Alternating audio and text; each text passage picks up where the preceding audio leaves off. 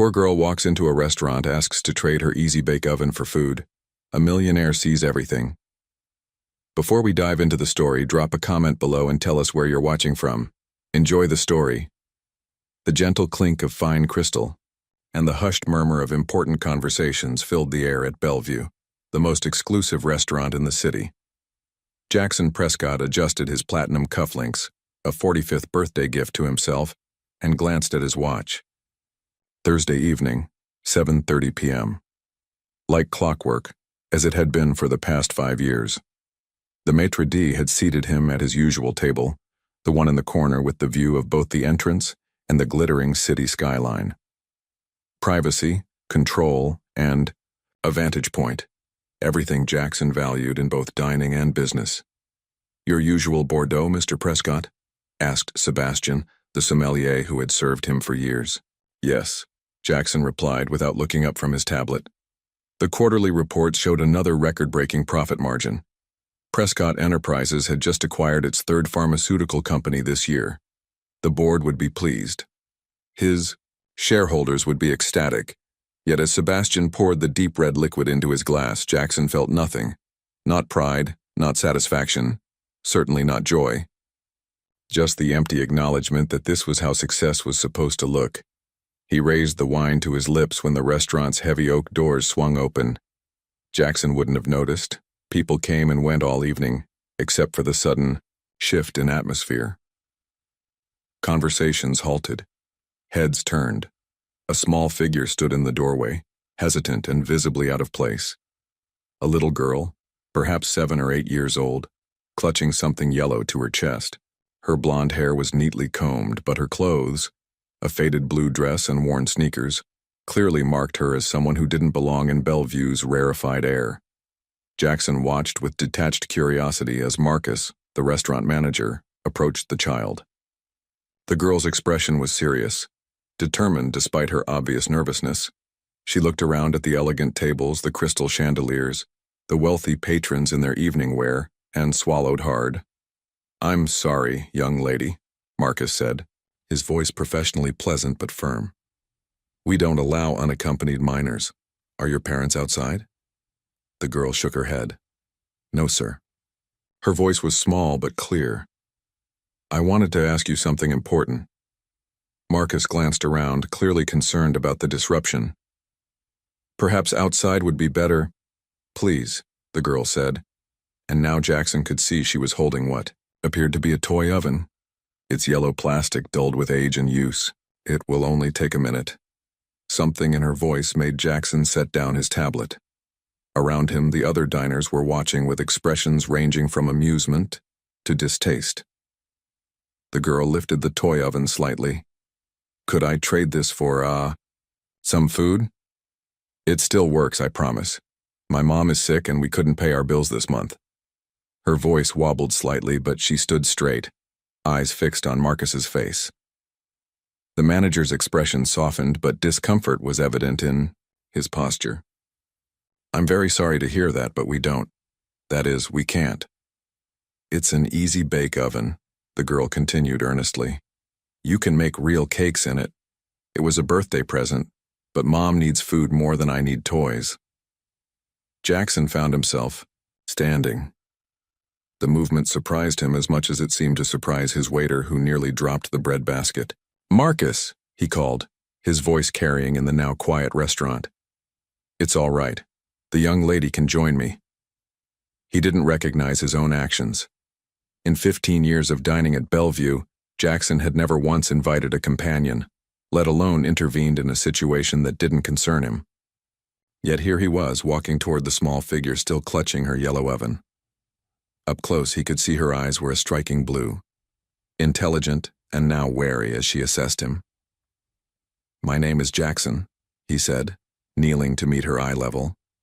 Another unprecedented action. "What's yours?" "Lily Bennett," she answered, her posture still guarded. "Are you sure it's okay?" "I don't want to bother anyone. I just thought someone might want this." She held up the toy oven again. "I'm sure. And while I don't need an easy bake oven, I would appreciate some company for dinner. Would that be acceptable?" A flicker of relief crossed her face, though suspicion remained. Smart girl, Jackson thought. Don't trust strangers too quickly, even ones in expensive suits. Can I take food home to my mom? She asked bluntly. She's too sick to come herself. Of course, Jackson said, standing and gesturing toward his table. We'll order extra. As they walked through the restaurant, Jackson felt the stares but found, oddly, that he didn't care. For the first time in longer than he could remember, he was doing something unpredictable, something that wasn't calculated to maximize efficiency or profit. Once seated, Lily placed her oven carefully on the chair beside her. Jackson noticed a faded name written in marker on its side. Lily's Bakery. So, Lily, Jackson began, tell me about your mother. The girl's expression grew serious. Her name is Charlotte. She's a nurse at Mercy Hospital, but she got pneumonia 3 weeks ago. The medicine costs a lot, and since Dad died, it's just us. She said this matter-of-factly, without self-pity. I'm sorry about your father, Jackson said, genuinely. When did he pass away? 2 years ago. He was helping people in an accident and got hurt really bad. Lily looked down at her empty plate. Mom says he was a hero. He sounds like one, Jackson agreed. And your mother is a nurse? That's an important job, too. Lily nodded, pride momentarily replacing worry. She helps sick babies in the hospital. She's really good at it. Everyone says so. Jackson signaled to the waiter, who approached cautiously. We'll have the chef's special for 2, with an additional meal to go, and perhaps some ice cream for dessert. He raised an eyebrow at Lily, who gave her first real smile of the evening. Yes, please, she said, then added earnestly, but nothing too expensive. Something twisted in Jackson's chest, a sensation so unfamiliar he couldn't immediately identify it. This child, worried about money while surrounded by people who thought nothing of spending her mother's monthly rent on a single meal. Don't worry about that, he said gently. Consider it a trade for brightening my evening. As they ate, Lily's natural childhood exuberance gradually emerged. She told him about her school, her favorite subjects, science and art, and how she was learning to cook simple meals since her mother had gotten sick. The easy bake oven was practice, she explained, patting the toy. Mom got it for my birthday, last year. I made little cakes every Sunday. And now you're willing to give it up? Jackson observed. Lily shrugged, but he could see it wasn't as casual a sacrifice as she pretended. Mom's more important than cakes. By the time dessert arrived, a chocolate souffle that made Lily's eyes widen, Jackson had made a decision that would alter the course of his carefully controlled life. Lily, he said, I'd like to help your mother with her medical bills, and perhaps with your groceries until she's well enough to return to work. The girl looked up sharply, suspicion returning. Why? You don't even know us. A fair question. Why indeed? Jackson himself wasn't entirely sure. Perhaps it was the girl's courage. Perhaps it was the mention of her father's sacrifice, or perhaps it was something in those determined blue eyes that reminded him of another child, long ago, who had faced the world's cold indifference with nothing but stubborn will. Let's just say I admire your bravery in coming here tonight, he answered. It can't have been easy. Lily considered this. Mom says we shouldn't take charity, she said finally. She says we have to stand on our own feet. This isn't charity, Jackson replied, surprised to find he meant it. Think of it as community, people helping each other through difficult times. He could see her weighing his words, her young mind grappling with adult concepts of pride versus necessity. Could you talk to my mom about it? She finally asked. She makes the big decisions. I'd be honored to speak with her, Jackson said. As they left the restaurant, Jackson carrying a carefully packaged meal for Charlotte, he felt the curious stares of the staff and other diners. For a man whose reputation was built on cold calculation and ruthless efficiency, this display of, what? Compassion? Connection? Whatever it was, it didn't fit the narrative of Jackson Prescott, the billionaire who had famously said in a Fortune magazine interview that sentiment has no place in business. or life. Yet as Lily clutched her worn Easy-Bake oven in one hand and the bag of food in the other, looking up at him with cautious hope, Jackson felt something unfamiliar stirring in his chest, something that had been dormant for decades. "My car is this way," he said, leading her to where his driver waited with the Bentley. "Let's go see your mother." Behind them, the exclusive world of Bellevue continued its evening of luxury and privilege. But Jackson Prescott was already moving toward something far more valuable than anything he had found there in 15 years of Thursday dinners. Jackson's Bentley glided through streets that grew progressively narrower and less maintained as they crossed into the east side of the city. Next to him, Lily sat with the container of food balanced carefully on her lap, her Easy-Bake oven secured by the seatbelt between them. "It's the blue building," she directed, pointing to a weathered apartment complex that had likely been built in the 1970s. "Third floor." As Jackson stepped out of the car, the contrast between his world and Lily's struck him forcefully. The sounds of sirens in the distance, the flickering streetlight, the graffiti on the adjacent building wall, all elements that never penetrated his carefully curated existence. "Stay here, James," he instructed his driver, who looked visibly uncomfortable with the neighborhood. Lily led him through a small lobby with mailboxes showing various states of disrepair. The elevator had an out-of-order sign, so they took the stairs, the girl climbing with practiced familiarity while Jackson followed, noticing the worn carpet and faded paint. "Mom might be sleeping," Lily whispered as they reached her door. "She gets really tired now." She turned a key attached to a faded ribbon around her neck and pushed the door open softly. "Mom, I brought dinner, and someone who wants to help us." The apartment was small but meticulously clean. What it lacked in space and modern amenities, it made up for in thoughtful touches. Hand-drawn pictures taped to the refrigerator, bookshelves overflowing with well-loved volumes, a collection of nursing awards displayed proudly on one wall. A thin woman with Lily's same striking blue eyes sat up on the couch, a blanket around her shoulders. Despite her obvious illness, pale complexion, dark circles under her eyes, the slight wheeze in her breathing, Charlotte Bennett possessed a dignity that immediately commanded respect. "Lily, what have you done?" she asked, her voice hoarse, but clear. Her eyes fixed on Jackson with a mixture of confusion and wariness. "I apologize for the intrusion, Mrs. Bennett," Jackson began, suddenly feeling oddly nervous. "Your daughter visited Bellevue Restaurant tonight. She showed remarkable courage." Charlotte's eyes widened. "Lily, you were supposed to be at Mrs. Garcia's apartment." She turned to Jackson. "I'm so sorry if she bothered you, Mr. Prescott." Jackson Prescott. And she was no bother at all. Recognition flickered in Charlotte's eyes at his name, but she was more focused on her daughter. "Where did you get food from?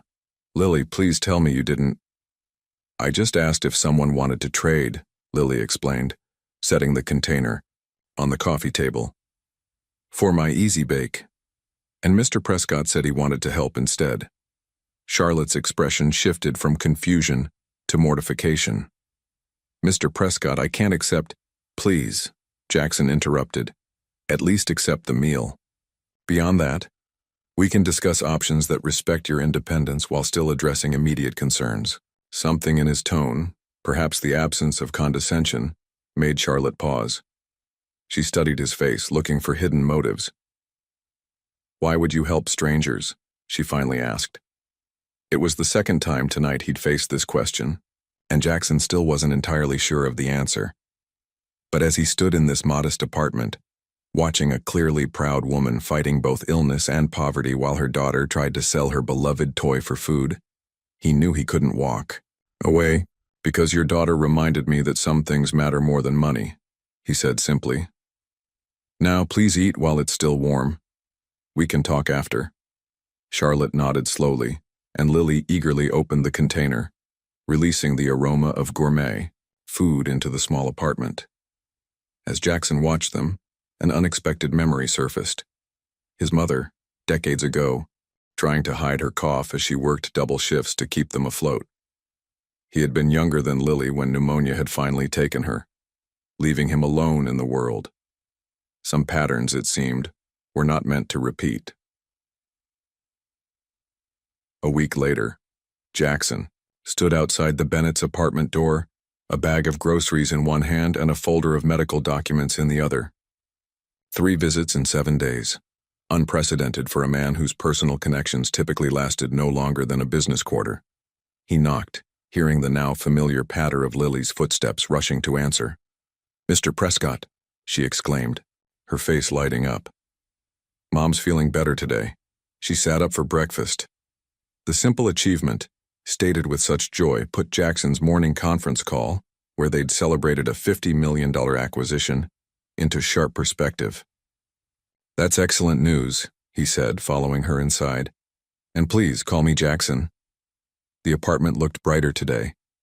Sunlight streamed through the windows, and Charlotte sat in an armchair rather than lying on the couch.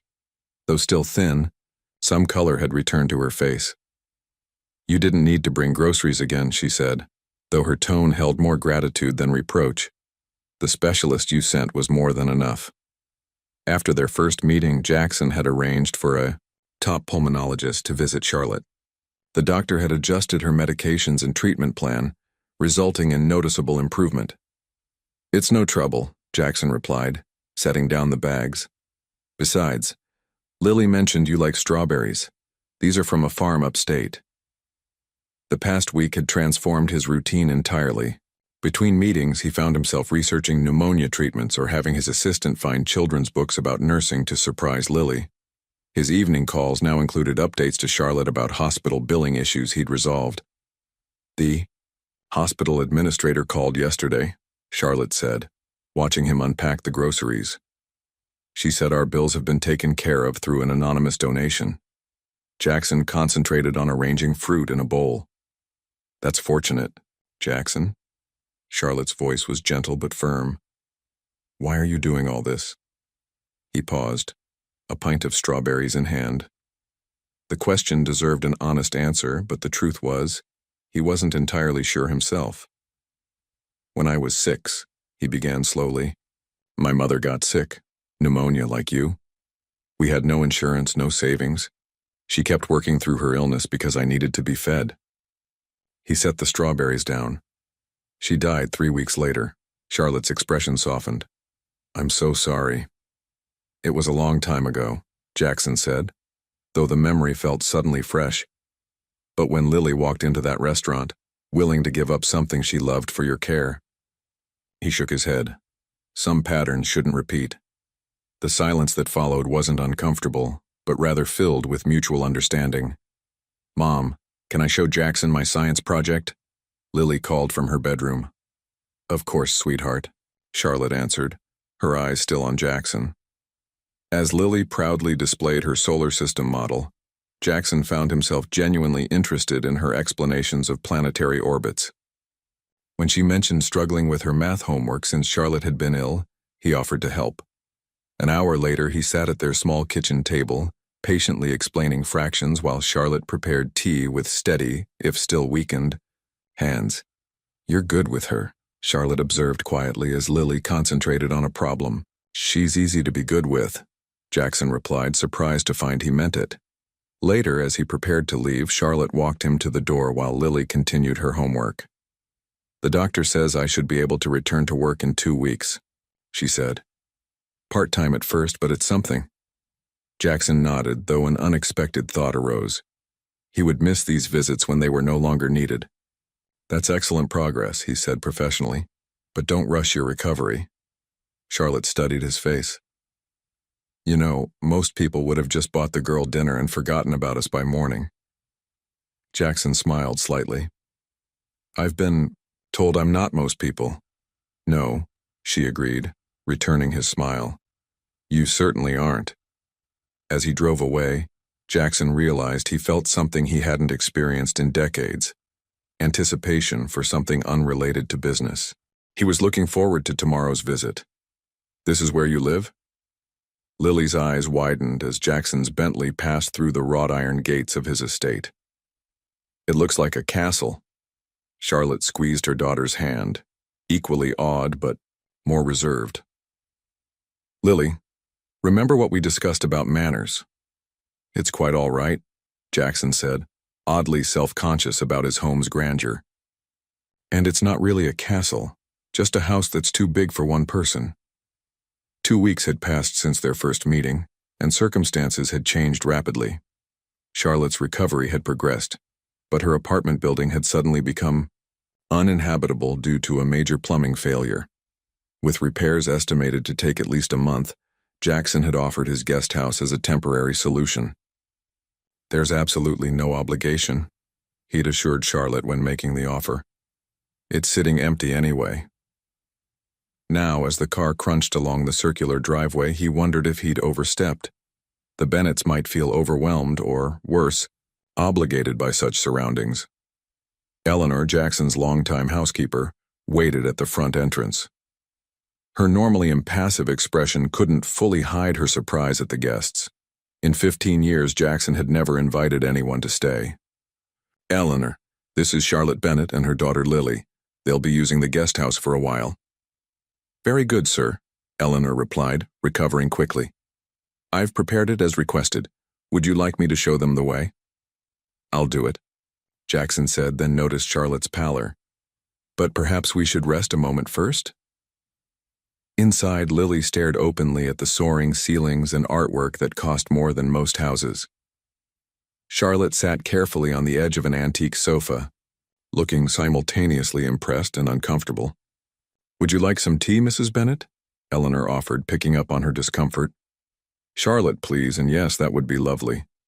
As Eleanor left, Jackson sat across from them, suddenly unsure how to be a host in his own home, a space that functioned more as a showcase than a living environment. Do you have a swimming pool?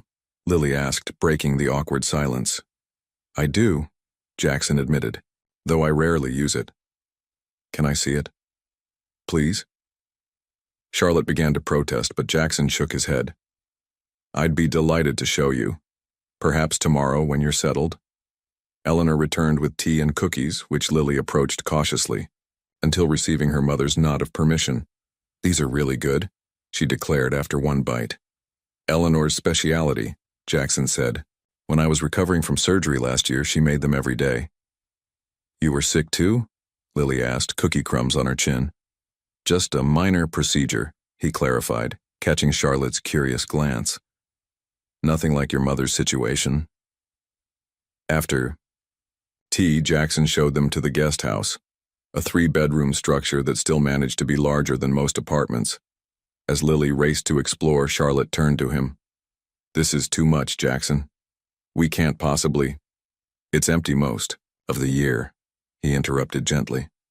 Please consider it a practical solution, not an extravagance. She studied him with those perceptive blue eyes that seemed to see through his practiced exterior. Why do you have a house with so many empty rooms? The question was innocent, but cut straight to a truth Jackson rarely confronted. Why indeed? Status? Investment? Or perhaps the illusion that space could fill the emptiness he carried inside? I suppose I thought success should look a certain way, he answered, surprising himself with his honesty. Charlotte nodded, understanding more than he'd said aloud. Thank you for this. We'll try not to disrupt your routine. But as Jackson walked back to his main house, watching Eleanor already showing Lily the garden flowers, he realized that disruption might be exactly what his routine needed. The doorbell rang at precisely 10:30 a.m., interrupting the unexpected scene in Jackson's kitchen. Lily perched on a stool, explaining her science homework while Jackson made pancakes, a skill Eleanor had hurriedly taught him the previous evening. I'll get it, Eleanor said, eyeing the slightly lopsided pancake Jackson was attempting to flip. Moments later, she returned with a visitor. Mr. Prescott, this is Ms. Vivian Reeves. She says she's from social services. Jackson set down the spatula, instantly alert. Charlotte, who had been enjoying her coffee at the counter, straightened in her chair. The woman was professionally dressed, with a portfolio tucked under her arm and an expression that revealed nothing. Mr. Prescott, she began, I'm here regarding Lily Bennett. We received a report about her current living situation. Jackson glanced at Lily, who had gone very still. Perhaps we should speak privately, he suggested, gesturing toward his study. Once there, Vivian wasted no time. "Mr. Prescott, I understand. You've recently taken in a single mother and her child. As a social worker, I need to ensure this arrangement is appropriate." Jackson kept his expression neutral. "Their apartment building experienced plumbing issues. They're temporary guests. Ms. Bennett is a nurse recovering from pneumonia." Vivian made notes. "And your relationship with Ms. Bennett is—" "Friendship," Jackson replied firmly. "Quite a generous friend to offer accommodations in one of the city's most exclusive neighborhoods." Her tone remained professional, but her implication was clear. Jackson felt a flash of anger. "Is there something specific you're concerned about, Ms. Reeves?" "My concern is for the child," she replied. "When someone of your position suddenly develops an interest in a struggling family, questions naturally arise." The insinuation hung in the air between them. "I met Lily when she came to Bellevue Restaurant to trade her toy for food," Jackson stated coldly. "Her courage reminded me of my own childhood poverty. I'm helping because I can and because it's right. Nothing more." Vivian studied him. "Your background shows no previous interest in charitable causes involving children. This represents quite a change." "Perhaps I needed to meet Lily to understand what matters," Jackson replied. After several more probing questions, Vivian requested to speak with Charlotte and Lily separately. Jackson waited in his study, unaccustomed to the feeling of being judged and found potentially wanting. 30 minutes later, Vivian returned. "Ms. Bennett speaks highly of you," she acknowledged, "and Lily seems comfortable here. For now, I have no immediate concerns." "For now?" Jackson repeated. "I'll be filing a report and conducting a follow-up visit in 2 weeks. Unusual living arrangements between unrelated adults and children are something we monitor closely." After she left, Jackson found Charlotte in the guest house, her expression troubled. "I'm so sorry," she began. "Someone at the hospital must have reported seeing us with you. I never intended—" "You have nothing to apologize for," Jackson interrupted. "This is my fault. I didn't consider how our arrangement might appear to others." "She asked if there was a romantic relationship between us," Charlotte said, unable to hide her embarrassment. Jackson hadn't considered how his actions might compromise Charlotte's reputation. He'd been focused on practical solutions, not appearances. "I should start looking for a new apartment," Charlotte said quietly. "Your generosity has been incredible, but I can't allow this to complicate your life further." "No," Jackson said, surprising himself with his vehemence. "This is temporary, and your recovery is the priority. Let's not make decisions based on others' misperceptions." Charlotte hesitated, then nodded. "All right, but only until I find something suitable." As Jackson walked back to the main house, his phone buzzed with a text from his CFO. "Board members asking questions about your repeated absences. Seth J. reporter called about rumors you're experiencing personal issues. Need to discuss damage control." Jackson pocketed the phone without responding. For the first time in his career, the opinions of the board and the press seemed remarkably unimportant. "Mr. Prescott, the board is waiting," his assistant reminded him, gesturing toward the conference room where 12 people sat around a gleaming table. Jackson checked his watch.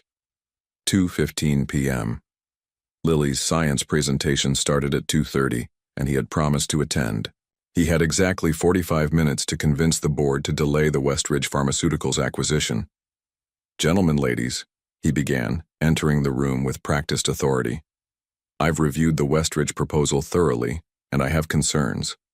For the next 30 minutes, Jackson presented a masterclass in business strategy, outlining potential regulatory issues and suggesting a 3-month delay to resolve them. The board members, accustomed to his meticulous analysis, raised few objections. "So we're agreed," Jackson concluded, glancing again at his watch. "We'll revisit Westridge next quarter." Richard Harmon, his longest-serving board member, raised an eyebrow. "You seem in a hurry, Jackson. Another appointment?" "Yes," Jackson replied simply, gathering his documents. "Anything the board should know about?" Richard pressed. Jackson paused. A month ago, he would have canceled any personal commitment for a meeting of this magnitude. A month ago, the idea of attending a second-grade science presentation wouldn't have crossed his mind.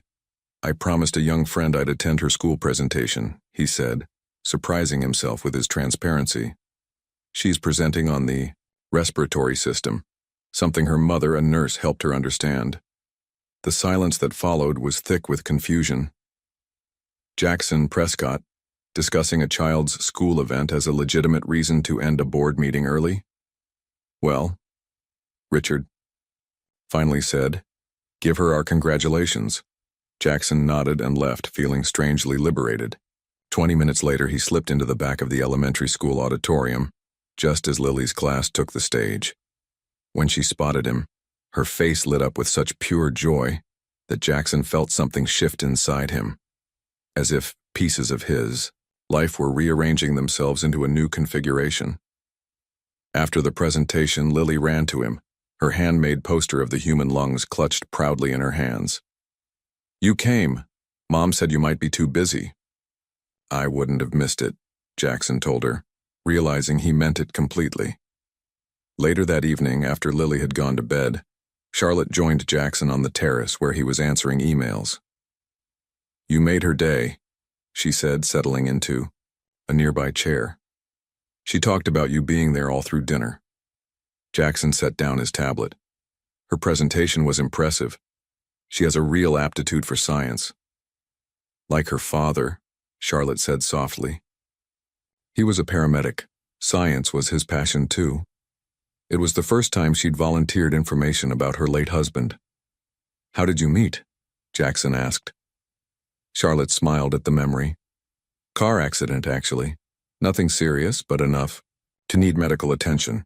He was the paramedic who responded. He kept checking on me after, bringing me medical journals he thought I'd find interesting since I was in nursing school. He sounds like a good man. The best, Charlotte agreed. After he died in that multiple car pileup, I wasn't sure we'd survive, not financially or emotionally. But Lily. She shook her head in wonder. She became so strong, so determined to make him proud. Jackson thought of the little girl offering her cherished toy for her mother's well-being.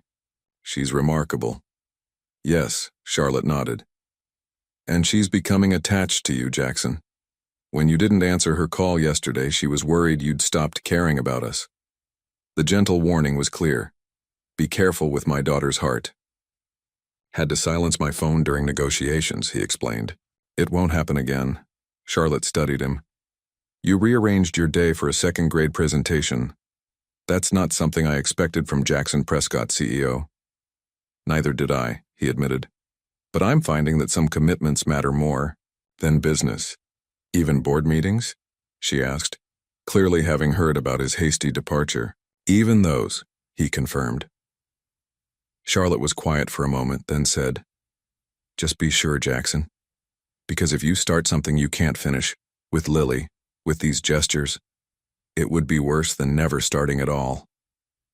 Her words carried the weight of a woman who had already lost once, who couldn't bear to see her daughter lose again.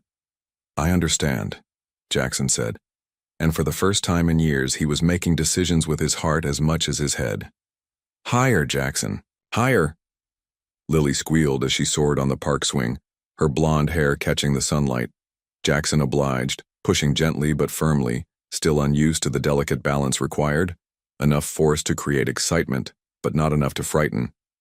From a nearby bench, Charlotte watched them, a smile playing on her lips. 6 weeks had passed since they'd moved into Jackson's guest house, and the transformation in all of them was unmistakable. Charlotte herself had regained her strength, returning to part-time shifts at the hospital. Jackson had convinced her to accept a temporary position with his foundation's healthcare initiative, work she could do remotely while continuing her recovery. But the most profound changes were in Jackson himself. Did you see how high I went? Lily asked breathlessly as she finally hopped off the swing. I believe you almost reached the clouds, Jackson confirmed solemnly, earning a giggle. Can we get ice cream before the movie, please? Jackson glanced at Charlotte, who nodded her permission. These Sunday excursions had become their ritual, an activity followed by dinner and a movie back at the house. Last week had been the Natural History Museum, the week before a trip to the Botanical Gardens, places Jackson hadn't visited in years, if ever, now seen through the fresh perspective of a 7-year-old's enthusiasm. At the ice cream shop, Jackson watched as Lily deliberated between flavors with the seriousness of a Supreme Court justice. Charlotte selected vanilla with hot fudge, while Jackson, still discovering his own preferences beyond business lunches, chose butter pecan after Lily's earnest recommendation. "You've got some." Charlotte gestured to the corner of his mouth, where a drop of ice cream lingered. Without thinking, Jackson used his monogrammed handkerchief to wipe it away, then froze mid-motion, suddenly self-conscious. "I don't think I've had ice cream in a cone since I was 12, he admitted. "That's just sad," Lily declared, her own chocolate-smeared face evidence of proper ice cream enjoyment. Charlotte laughed, a sound Jackson had grown to appreciate more than any corporate victory. "Some things we need to relearn," she said, her eyes meeting his with unexpected warmth. Back at the estate, Eleanor had prepared dinner, which they ate at the kitchen table rather than the formal dining room. Jackson had suggested the smaller, more intimate setting after noticing how uncomfortable Charlotte and Lily seemed in the cavernous main dining area. "Eleanor," Jackson said as she served the salad, "these Sunday dinners have become the highlight of my week. Thank you for accommodating our changing schedule." The housekeeper, who had worked for Jackson for 15 years, gave him a look of pleased surprise. "It's my pleasure, sir. The house feels more alive these days." After dinner came movie time, with Lily selecting an animated feature about a brave young princess. They settled in Jackson's rarely used media room, Lily nestled between the adults on the oversized sofa. Halfway through the film, Charlotte whispered, "Look," nodding toward Lily, who had fallen asleep against Jackson's arm. "Should I move her?" he whispered back. "She's fine," Charlotte assured him. "She trusts you." 3 simple words that somehow meant more than any business accolade he'd ever received. Later, after carrying Lily to her bed in the guest house and saying goodnight to Charlotte, Jackson returned to his study. His CFO had sent urgent emails about a competitor's unexpected acquisition, but for once Jackson didn't immediately reach for his laptop. Instead, he poured himself a scotch and stood by the window, looking out at the guest house where warm light still glowed from Charlotte's room. 6 weeks ago, he would have worked until midnight crafting a counterattack strategy. Tonight, he found himself replaying Lily's laughter on the swing, the way Charlotte's eyes crinkled when she smiled, the unfamiliar but welcome weight of a sleeping child against his shoulder. His phone rang. Richard Harmon from the board, the CEO. "Meridian deal is falling apart," Richard said without preamble. "We need to meet first thing tomorrow." "I'll be there," Jackson replied, then added, "but only until noon. I promised Lily I'd help with her science fair project tomorrow afternoon." The silence on the other end spoke volumes. "Jackson," Richard finally said, "the board is concerned about your distractions lately." "They're not distractions, Richard, they're priorities." After hanging up, Jackson turned off his phone, another unprecedented action, and decided some emails could wait until morning. Some traditions, he was learning, were worth creating. The storm arrived without warning, violent and sudden. Lightning split the sky as thunder rattled the windows of Jackson's estate.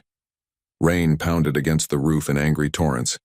Jackson was reviewing contracts in his study when the security system beeped, indicating that the door connecting the main house to the guest house had been opened. Moments later, Eleanor appeared at his doorway, her normally composed expression concerned. "It's Lily, sir. She's quite upset about the storm." Jackson followed Eleanor to find Lily in the kitchen, trembling in her unicorn pajamas, tears streaking her face. "Lily? What's wrong? Where's your mother?" "Mom got called to the hospital for an emergency." Her voice quivered. "Eleanor was staying with me, but then the thunder came and—" Her words were cut off by another thunderclap that made her jump. Jackson knelt before her. "You're afraid of storms?" She nodded miserably. "Dad used to sit with me during storms. He said the angels were just bowling in heaven." Fresh tears spilled. "But now he's gone, and Mom had to go, and I tried to be brave. But another thunderous boom sent her launching into Jackson's arms. He caught her automatically, her small body trembling against his chest. "It's all right," he said softly, awkwardly patting her back. Comforting a frightened child wasn't in his considerable skill set. "You're safe here." Eleanor quietly stepped away, leaving them alone. "Would you like some hot chocolate?" Jackson offered, remembering his own mother's remedy for frightening nights. Lily nodded against his shoulder. He carried her to a stool at the kitchen island, then set about heating milk. His movements were uncertain. He'd never made hot chocolate before. But Lily watched him with such trust that he was determined not to disappoint.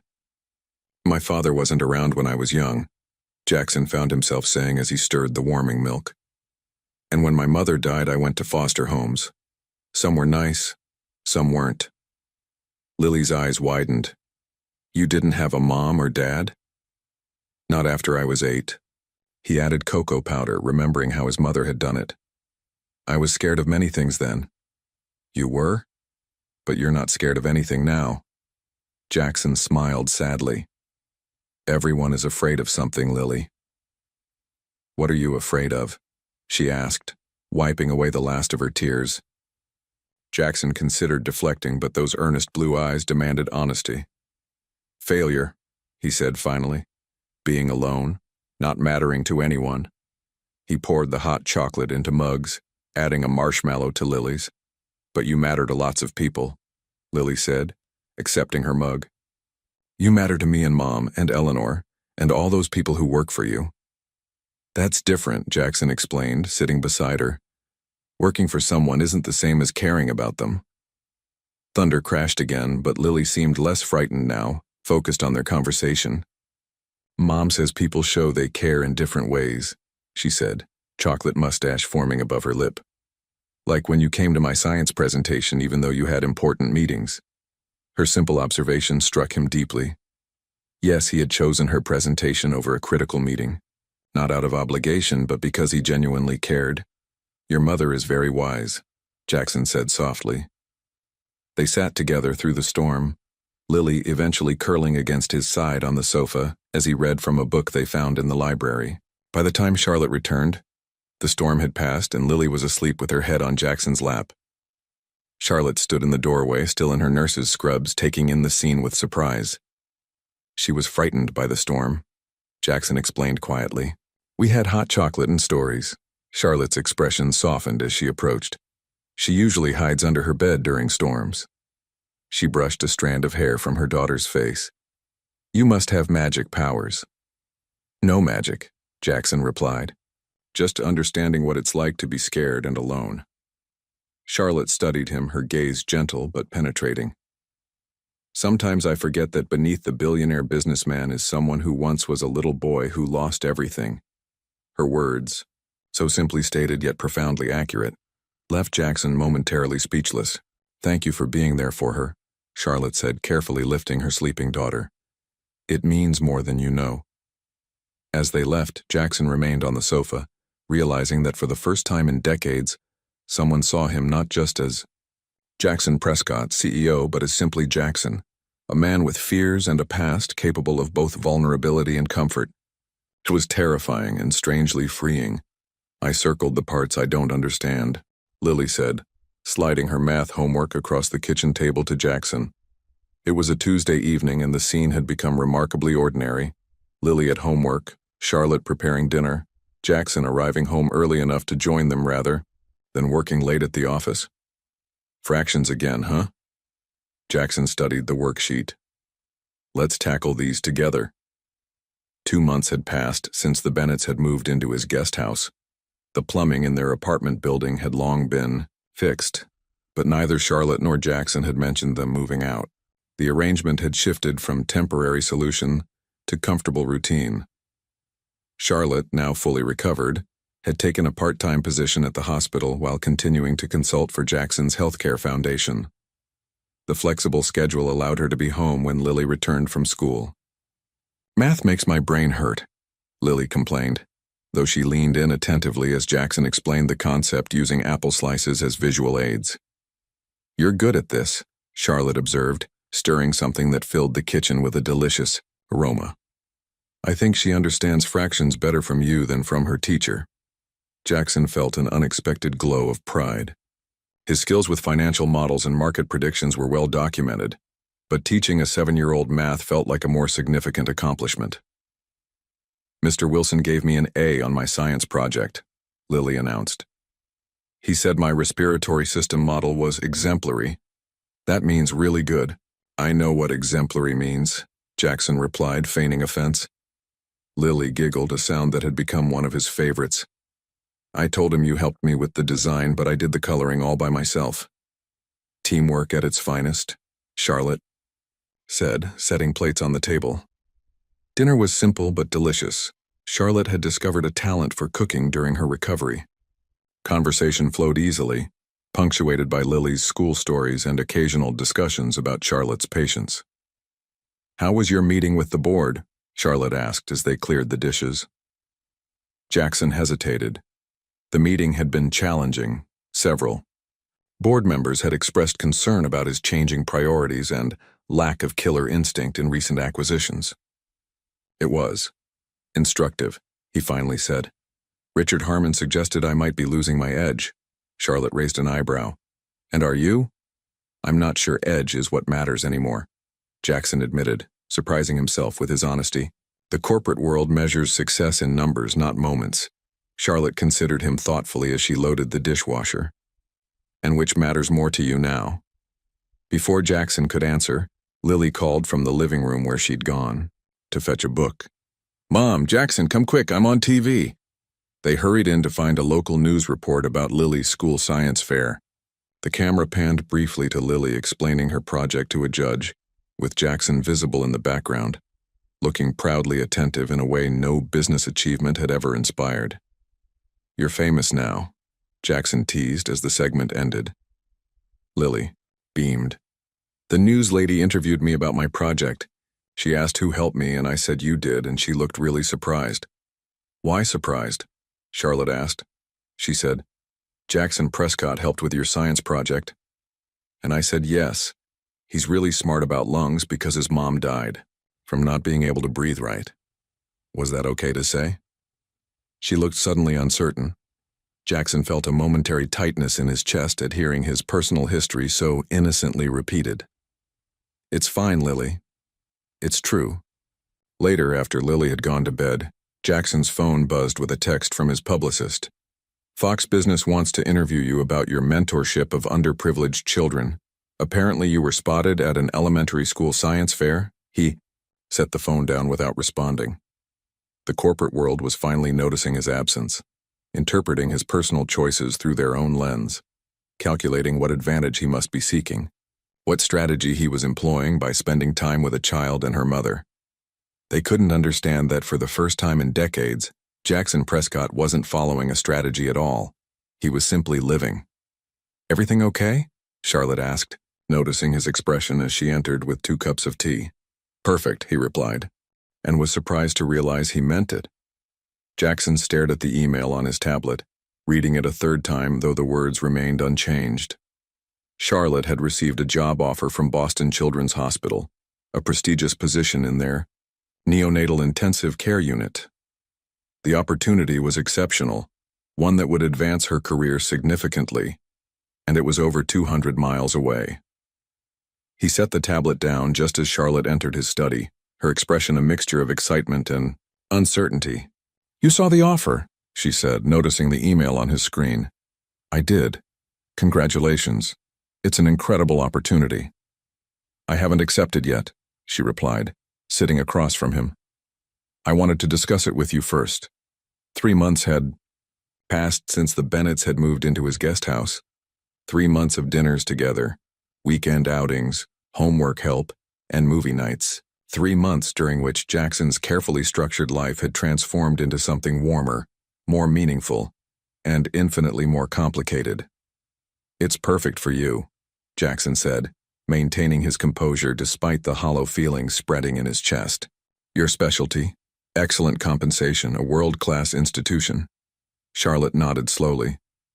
Yes, all those things are true, but Lily has settled in at school here, made friends, and there's...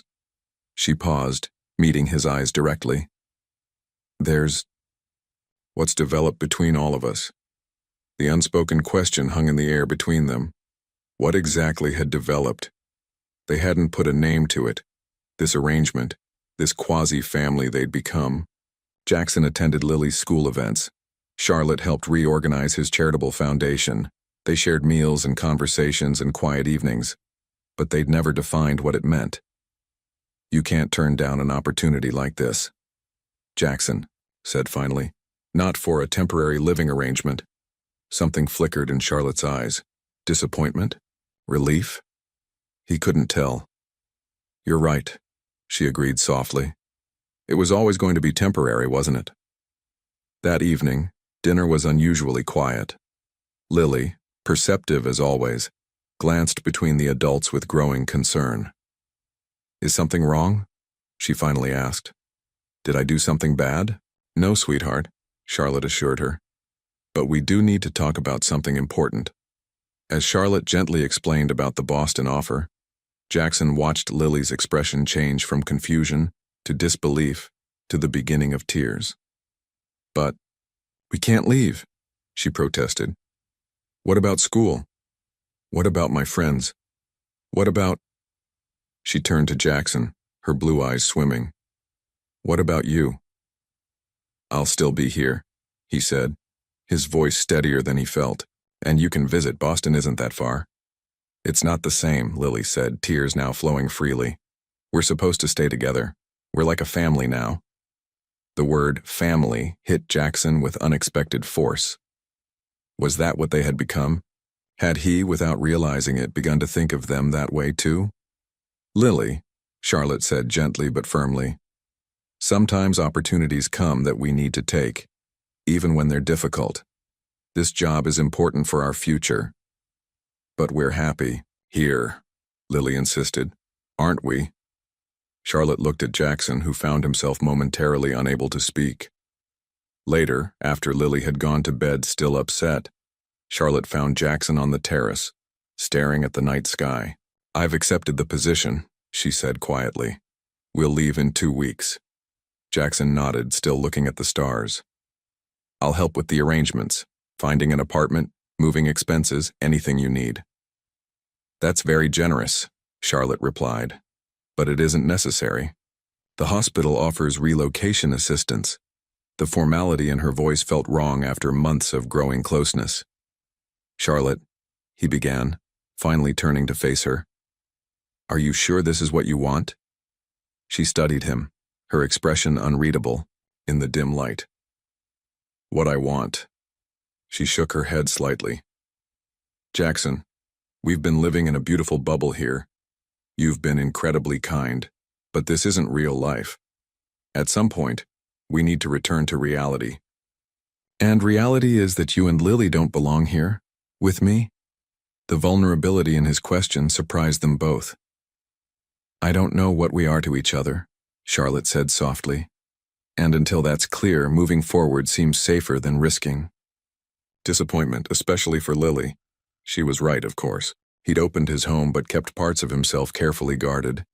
They'd created this in-between existence, neither fully separate nor fully committed.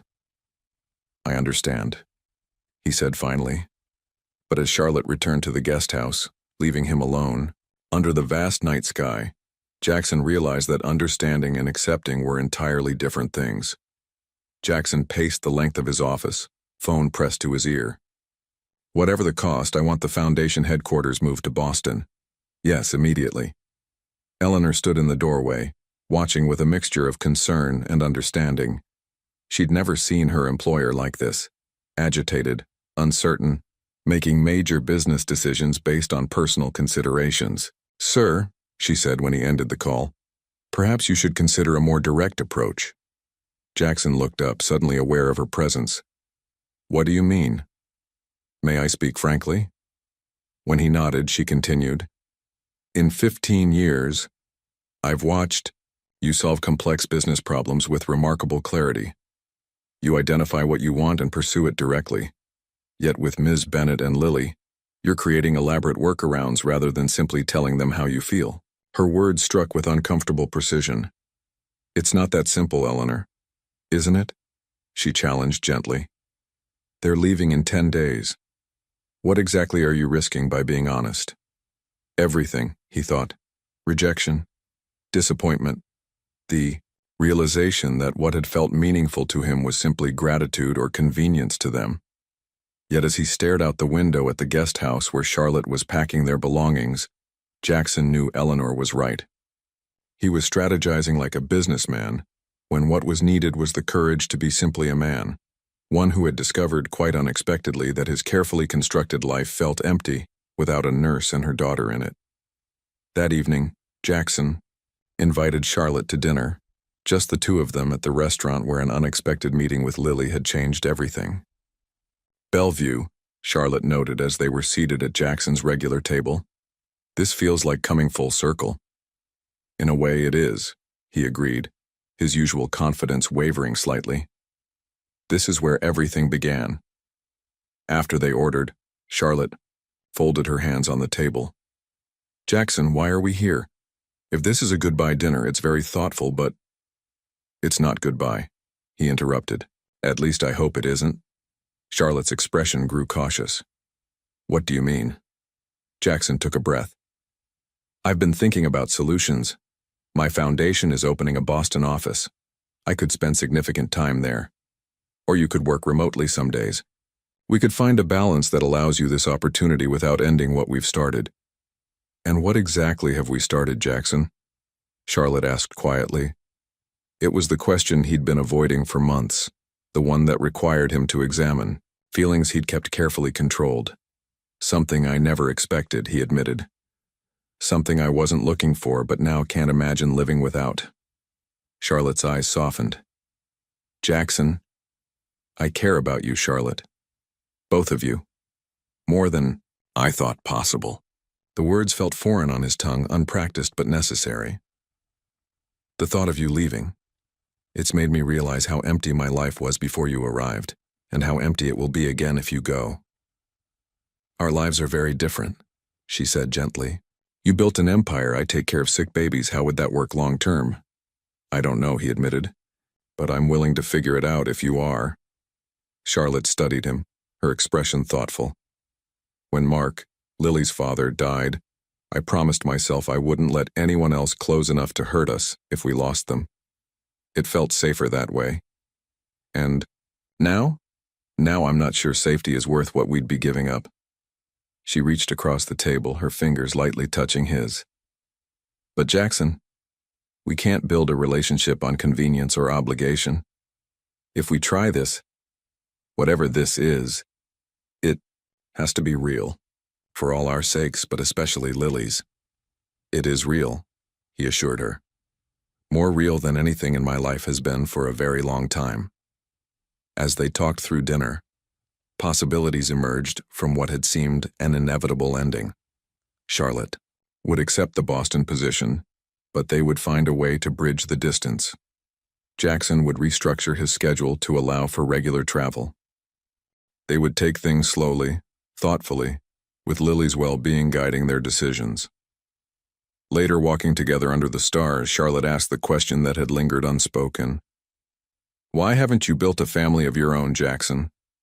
You're successful, intelligent, capable of such kindness when you allow yourself to be. The honesty of the night made evasion impossible. After my mother died, I learned that attachment means vulnerability, he said quietly. I decided success was safer than connection. Until a little girl walked into a restaurant with an easy-bake oven and reminded me what courage really looks like. Charlotte's hand found his, their fingers intertwining in the darkness. Neither knew exactly what the future held, but for the first time, they were willing to face it together. Jackson examined the documents one final time before signing.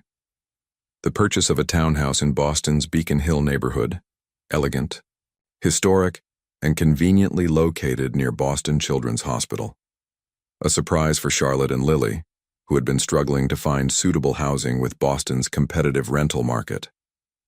The paperwork is in order, Mr. Prescott, his real estate attorney confirmed. The property is yours. Would you like to see it first, or shall we arrange for the keys to be delivered to Ms. Bennett directly? I'll present them myself, Jackson replied. I'm flying to Boston tomorrow. 5 days had passed since their dinner at Bellevue. 5 days of careful planning, of rearranging his schedule to accommodate regular trips to Boston, of imagining a future divided between two cities but united by something stronger than geography. The next morning, Jackson arrived at Charlotte's new workplace with a bouquet of lilies and a small gift box containing the house keys. He waited patiently as the receptionist announced him, taking in the bright modern facility where Charlotte would be helping save vulnerable newborns. Jackson? Charlotte appeared, looking professional and confident in her new hospital ID badge. This is a surprise. I thought you were coming tomorrow. I wanted to see your first day, he explained, presenting the flowers. And I have something for you. Charlotte smiled, but there was a slight wariness in her expression. That's very thoughtful. I have a break in 10 minutes. We could talk in the cafeteria? The cafeteria was crowded with staff in various colored scrubs. They found a small table in the corner where Jackson handed her the elegant blue box. What's this? She asked. A solution to your housing problem, he replied. Open it. Charlotte lifted the lid, confusion crossing her face at the sight of the keys. I don't understand. A townhouse on Beacon Hill, Jackson explained. 4 bedrooms, a small garden, walking distance to the hospital, and an excellent school for Lily. It's yours. Well, not legally yours yet, but we can discuss those details later. For now, consider it a lease with very favorable terms. He had expected delight, relief, perhaps even happy tears. Instead, Charlotte's expression closed like a door shutting. You bought a house? Without telling me? It's an investment property, Jackson explained, sensing her unease. It makes financial sense, and it solves your immediate need. My immediate need, Charlotte repeated, her voice cooling. Jackson, we discussed trying to build something real between us, something equal, and your solution is to… What? Make me your charity case, your kept woman? That's not… Jackson began, but Charlotte cut him off. I know you meant well, she said, lowering her voice as a nearby table glanced their way. But this is exactly what I was afraid of. You see a problem, you throw money at it. That might work in business, but relationships don't work that way. Jackson felt his own frustration rising. This isn't about money. It's about creating stability. For you and Lily. Stability I didn't ask for and can't reciprocate, Charlotte replied. How am I supposed to feel living in a house I could never afford on my own? What message does that send to Lily about independence, about earning your way? I thought you'd be happy, Jackson said, genuinely bewildered by her reaction. Charlotte sighed, her anger giving way to resignation. That's the problem, Jackson. You didn't really think about how I'd feel at all. You thought about the problem, housing, and implemented a solution that made sense to you. A nurse approached their table. Dr. Kelly needs you in the NICU, Charlotte. Charlotte nodded, then turned back to Jackson. I need to go. And I think we need some time to reconsider whether this can work. We come from different worlds, Jackson. Maybe we should accept that. She slid the box back across the table, stood, and walked away without looking back. 2 days later, Eleanor found Jackson in his study, staring at the Boston property contract. Ms. Bennett called, she said carefully. She asked that you not contact her for a while. She says Lily has been enrolled in a new school and they're staying temporarily with a colleague until they find suitable housing. Jackson nodded, not trusting himself to speak. Sir? Eleanor ventured. Perhaps in time. That will be all, Eleanor. Jackson interrupted. When she left, he reached for the phone, nearly calling Charlotte before remembering her request. Instead, he called his office. Push all meetings to next week, he instructed his assistant. And tell the board I'll be unavailable for the quarterly review. For the first time in his career, Jackson Prescott was shirking his professional responsibilities and finding he didn't care. The empire he'd built, the success he'd pursued with single-minded determination, suddenly felt meaningless compared to what he'd lost, or rather, what he'd never truly had to begin with. Sir, there's an envelope addressed to you. Personal, not business. Jackson looked up from his desk where quarterly reports lay neglected. 3 weeks had passed since the Boston disaster. 3 weeks of silence from Charlotte and Lily. The envelope contained a child's drawing and a printed flyer. Boston Academy Spring Program. Famous scientists through history. A star was drawn beside Lily Bennett, Marie Curie, with a performance, time circled in purple crayon. No note. No explanation. Just an invitation that could only have come from Lily herself. Jackson stared at it, hope and uncertainty battling within him. That Friday found him sitting in the back row of the school auditorium, watching as nervous children took the stage. When Lily appeared in a lab coat with her hair powdered gray, the sound system suddenly squealed with feedback. She froze, her prepared speech forgotten as panic crossed her face. Her eyes searched the audience desperately until they found Jackson. Their gazes locked and her small shoulders straightened. Marie Curie once said, she began with renewed confidence, "Nothing in life is to be feared, it is only to be understood." After the performance, Charlotte stood waiting in the lobby, her expression a complex mixture of surprise and resignation. "She sent the invitation, didn't she?" Charlotte asked. "Yes," Jackson answered. "I wouldn't have come otherwise." "I know." Her voice softened. "She misses you. We both do." They sat in a small cafe near the school, an untouched plate of cookies between them. Lily had been thrilled to see Jackson, hugging him fiercely before Charlotte gently explained they needed to talk privately. "I shouldn't have reacted that way," Charlotte admitted. "The house was generous, but—" "No," Jackson interrupted. "You were right. I was solving a problem, not building a relationship. I'm used to fixing things with money." A silence fell between them, heavy with unspoken words. "Mom?" Lily appeared beside their table, having escaped the teacher tasked with watching the children after the performance. "Lily, I told you to wait." "But it's important," Lily insisted, her Marie Curie wig slightly askew. She looked between them, blue eyes determined.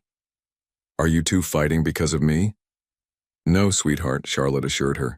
"Adult relationships are complicated." "They don't have to be," Lily said with a child's certainty. "Mom smiles more when you're around, Jackson, and you laugh when you're with us. You didn't laugh before, did you?" Jackson shook his head, speechless at her perception. "Dad would want us to be happy," Lily continued, "and we were happy together. Can't we just be a family again?" Charlotte's eyes filled with tears as she looked at Jackson, who found himself equally moved by the simple wisdom of a 7-year-old who saw what they'd been too afraid to acknowledge. "Sometimes," Jackson said softly, "it takes the bravest person in the room to speak the truth." 6 months later, Jackson's estate had transformed. The formal living room now housed a piano where Lily practiced diligently each afternoon.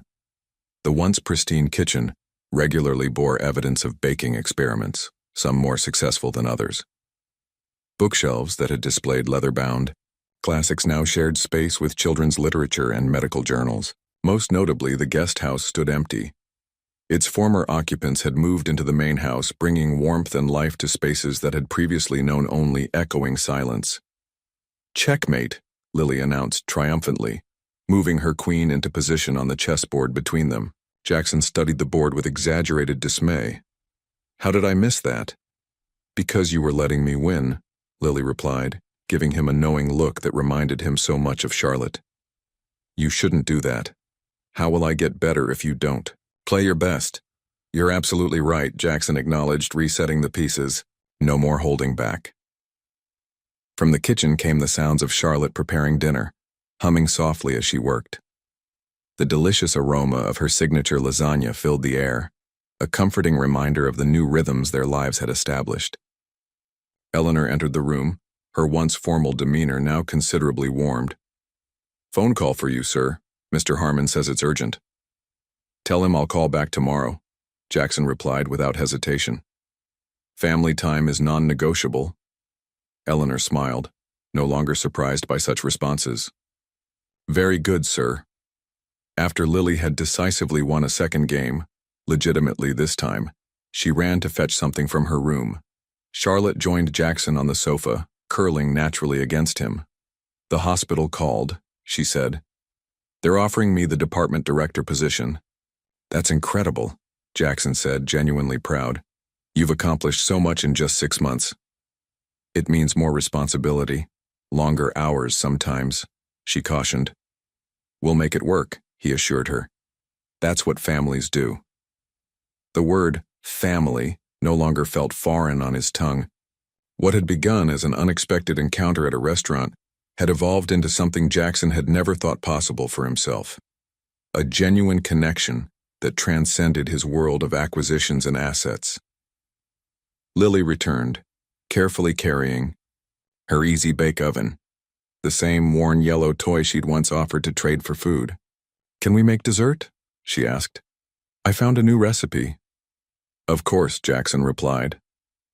The sight of the toy oven still triggered a rush of emotion, the memory of a small, brave girl willing to sacrifice something she loved for someone she loved more. As they gathered around the kitchen island, the three of them working together to create tiny, imperfect cakes, Jackson reflected on the journey that had brought them here. The path had not been straight or simple. There had been misunderstandings, adjustments, and necessary compromises on all sides. Charlotte had accepted the Boston position, but negotiated a schedule that allowed them to split time between both cities. Jackson had restructured his company to permit remote work and delegated responsibilities he'd once jealously guarded. They'd found a rhythm that honored both their careers while prioritizing their relationship and Lily's stability. They're ready, Lily announced as the timer dinged. She carefully removed 3 small cakes from the toy oven, presenting them proudly. They looked delicious, Charlotte praised, accepting hers. Jackson took his with appropriate solemnity. A masterpiece. As they enjoyed Lily's creation, making appreciative noises despite the slightly overdone edges, Jackson felt a profound contentment that no business success had ever provided.